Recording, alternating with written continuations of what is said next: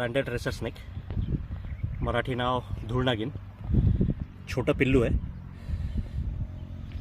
मोठं झाल्यानंतर जो याचा कलर आहे तो पूर्ण रेडिश होतो आणि अंगावरचे जे हे पांढरे आणि काळे जे पट्टे दिसत आहेत हे पट्टे पूर्णपणे नाहीसे होतात. बिनविषारी असलेला साप, अतिशय चपळ. ह्याचं इंग्लिश नावसुद्धा रेसर स्नेक आहे.